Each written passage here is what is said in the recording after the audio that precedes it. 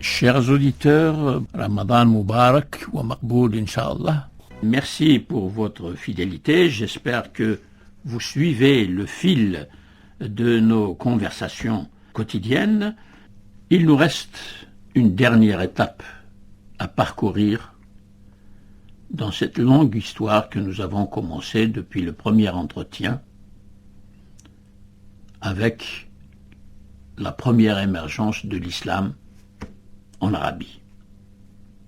Je vous ai dit hier que entre 1800 et 1940, nous avons des mouvements intellectuels, des mouvements culturels, des œuvres nombreuses dans tous les domaines, du théâtre, du cinéma, de la peinture, une créativité dans un climat de relative liberté. Mais de liberté quand même.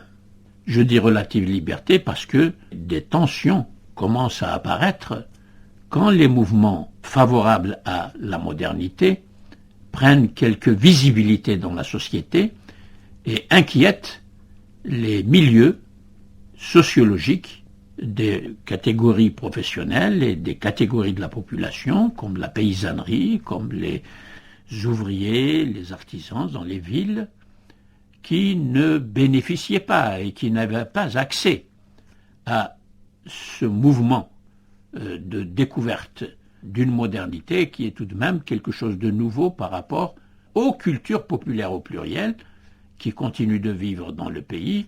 Et quand je dis culture populaire, je dis une langue qui est une langue dialectale, qui n'est pas la langue écrite arabe. La langue écrite est la langue des savants, des intellectuels. Et elle est restée tout le long du XIXe siècle et de la première moitié du XXe siècle.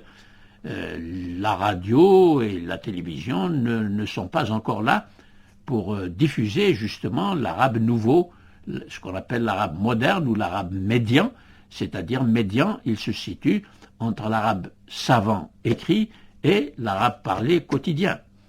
Là, nous sommes donc dans des cultures populaires, sociologiquement c'est très important, qui continuent, les paysans, les nomades, les ouvriers dans les villes, les petites gens, on dirait, disons le peuple le plus nombreux, encore une fois, restent à l'extérieur de ce mouvement de modernisation et de installation de la modernité ou introduction de la modernité dans les sociétés musulmanes.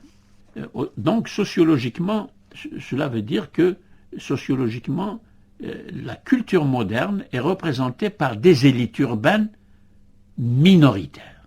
Ce sont seulement ceux qui ont eu la chance d'aller en Europe, comme je l'ai dit, recevoir une formation scientifique et pouvoir apprendre les langues européennes, ou bien ceux qui, dans les pays eux-mêmes, arabes par exemple, la première université égyptienne est lancée en 1908 et elle va se développer, créer là aussi un mouvement de diffusion de la culture nouvelle, mais ça n'est pas suffisant.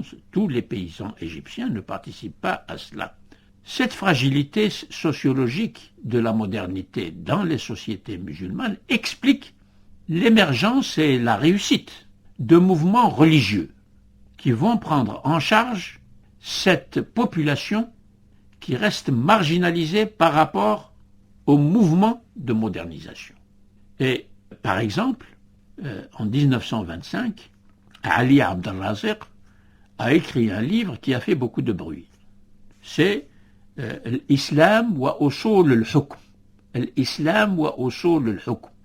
L'islam est les fondements du pouvoir politique.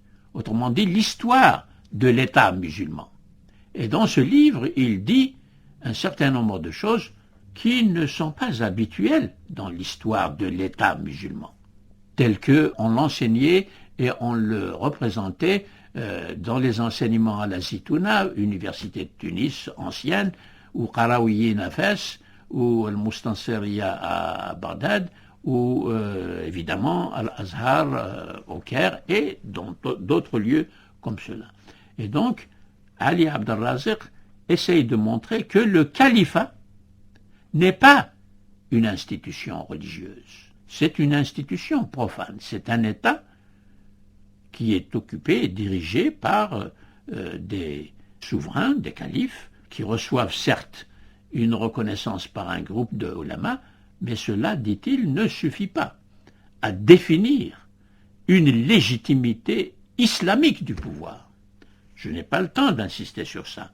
Je signale simplement que Al-Azhar va condamner Ali Abdel-Razik, refuser ce livre, ne pas le laisser circuler, de même qu'elle refusera un autre livre, celui de Taha Hussein, qui lui parle de la poésie avant l'islam.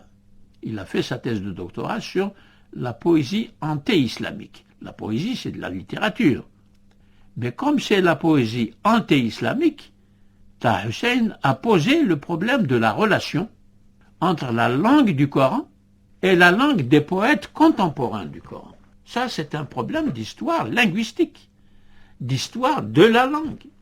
Et nous avons besoin de documents écrits en arabe qui sont contemporains du Coran pour pouvoir mieux comprendre le vocabulaire coranique de ce temps-là, pas le vocabulaire tel que nous l'interprétons après coup, lorsque la langue arabe devient une grande langue de culture, de civilisation, etc., avec tout ce qui s'est passé après le Coran.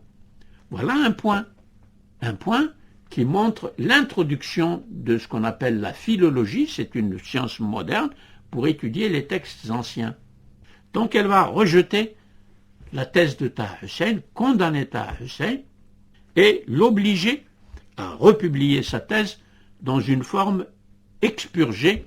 Ceci veut dire que l'introduction de la pensée moderne dans les sociétés musulmanes soulève les mêmes réactions dans les pays musulmans que celles du catholicisme en Europe, lorsque, par exemple, Renan, un grand professeur au Collège de France d'histoire, a publié un livre sur la vie de Jésus. Et dans ce livre, il dit des choses qui appartiennent à l'histoire, telles que l'écrivent les historiens du XIXe siècle, critiques, et l'Église n'est pas contente avec cette manière de présenter Jésus. Et donc l'Église proteste, condamne le livre. Vous voyez donc qu'il y a là une tension qui perdure, même en Europe, entre la raison religieuse, entre les conceptions de la religion officielle orthodoxe, gérée par l'Église pour le catholicisme, et gérée par les ulamas en contexte islamique. Et en 1928, un autre mouvement qui va avoir une longue et importante histoire émerge en Égypte, dans ce contexte de tension. C'est le mouvement des frères musulmans lancé par Hassan el-Banna. Ceci est important à noter du point de vue de l'histoire des tensions entre les courants religieux conservateurs et les courants modernes qui adoptent les méthodes et les outils de pensée modernes de la construction de la culture historienne et de la connaissance de l'histoire des sociétés, comme j'ai essayé de vous la présenter dans tous les entretiens que nous avons déjà eus. Merci pour votre attention et à demain.